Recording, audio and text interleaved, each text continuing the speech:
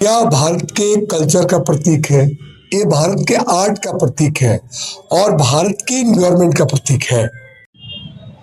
नमस्कार दोस्तों, आज हम आए हुए दोस्तों JKM एकेडमी यानी कि बदरपुर में है, जहाँ पे हजारों व्यक्ति जो है, हजारों लोग जो है जॉब इनको मिला है। सर से कुछ बात करेंगे और अरावली पर्वत के लेकर के जो पूरा हंगामा चल रहा है, हमारे जो मौजूद है हमारे शैलेंद्र सर, उनसे बात करते हैं। और अरावली पर्वत के बारे में बच्चों के पढ़ाए हैं तो उनकी ज़्यादा जानकारी होगी, लोगों को जागरूक करेंगे। तो चलते हैं उनके ऑफिस। मौजूद है शैलेंद्र सर, JK एकेडमी के फाउंडर, और इनसे हम बात करेंगे अरावली पर्वत के बारे में। अभी जो पूरा हंगामा चला पूरे देश में जो है, सोशल मीडिया से लेकर के हर जगह जो है अरावली के बचाव के लेकर के नारा लग रहे हैं। तो सर का ओपिनियन क्या है, थोड़ा हम बात करते हैं। नमस्कार सर। नमस्कार जी। देखिए, अरावली पर्वत कोई पर्वत तो है नहीं जी जी। यह भारत के कल्चर का प्रतीक है, ये भारत के आर्ट का प्रतीक है और भारत की एनवायरनमेंट का प्रतीक है। और अरावली पर्वत कोई एक राज्य में नहीं।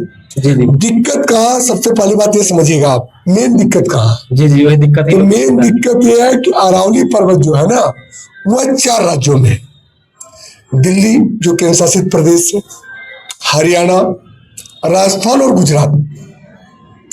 अभी 4 राज्यों ने अरावली के बारे में अपने अपने नियम बना रखे थे। जी जी। खनन का अपना नियम था, खनन का अपना कॉन्ट्रैक्ट था। सुप्रीम कोर्ट में इसकी सुनवाई, इसकी पहली सुनवाई आपको बता दूं आपके चैनल के माध्यम से मैं, कि इसकी पहली सुनवाई 1995 में हुई थी सुप्रीम कोर्ट में। और इसकी सुनवाई के कुछ तारीख भी पड़े, लेकिन अभी एक चर्चा क्यों है? अभी चर्चा का कारण है सोशल मीडिया। जी, सोशल मीडिया। और हमें बहुत खुशी हुई है जानकर कि सोशल मीडिया के इतना बड़ा काम कि देश में पहला कंडीशन ये है जहां पर्यावरण के प्रति लोगों ने इतनी जागरूकता दिखाई। जी जी।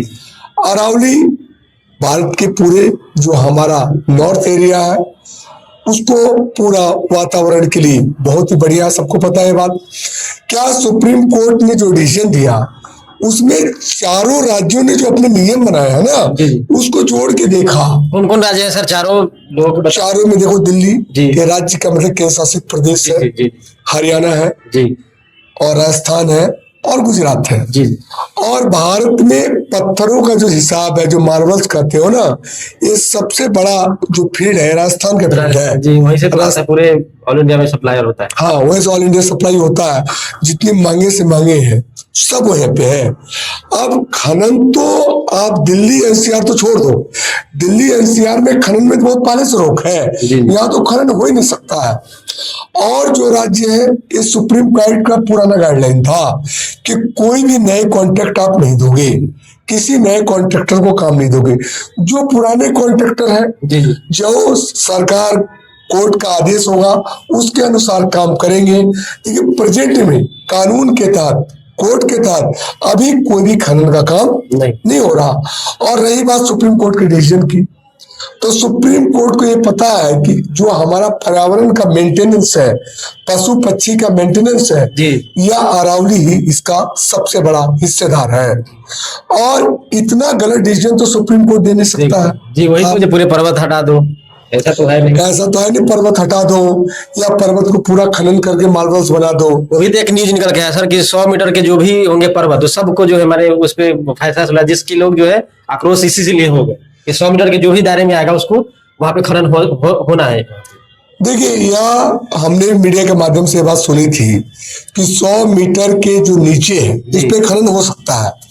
लेकिन आपको ये बताऊं कि ये अरावली पर्वत श्रृंखला है, ये सीरीज है जो ट्रेन की तरह चल रही है, एक कंटिन्यू चल रही है। जब कंटिन्यू चलेगी तो कहीं छोटा भी है और कहीं बड़ा भी है।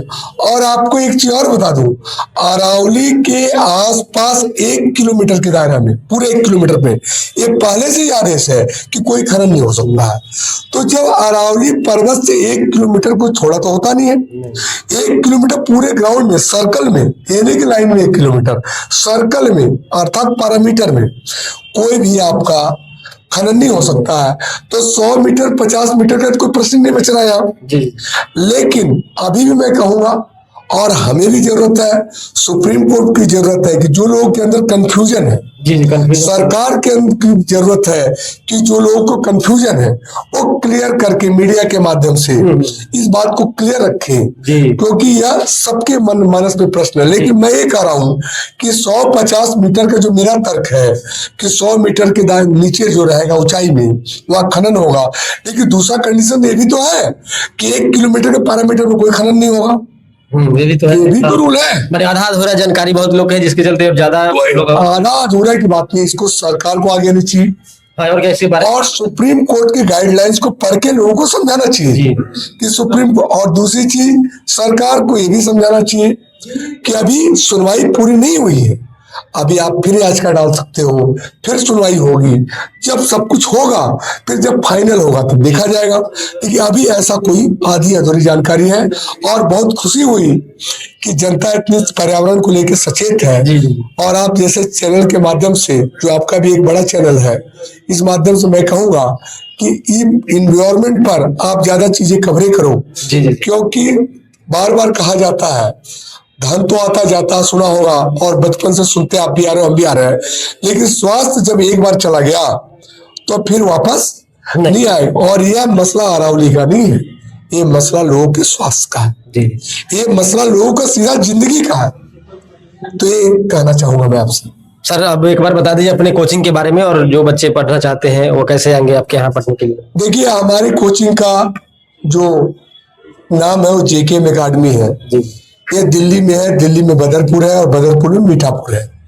यहाँ हमारे यहाँ फिजिकल की भी एकेडमी है, जो बच्चों को दिल्ली पुलिस आर्मी की दौड़ भी करवाते हैं हम लोग। और साथ में रिटेन की तैयारी तो हमारी 2009 से चल रही है, जिसमें हजारों बच्चे पास हुए हैं। भारत सरकार के सभी डिपार्टमेंट में JKM के बच्चे हैं, चाहे पैरामिलिट्री हो, चाहे पुलिस सर्विस हो, चाहे SSC हो, चाहे बैंकिंग सर्विस हो। तो यह कोचिंग है जहाँ ऑनलाइन और ऑफलाइन दोनों प्लेटफॉर्म है। अभी तक कितने स्टूडेंट यहाँ से जॉब लगे उनको? देखिए अगर आप बेसिकली हमें क्या 2009 से हमारे बारे में गूगल पे भी सर्च कर सकते हो आप।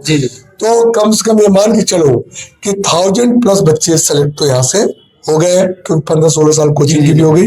बहुत बहुत धन्यवाद सर 5 मिनट समय देने के लिए। आपका बहुत बहुत धन्यवाद।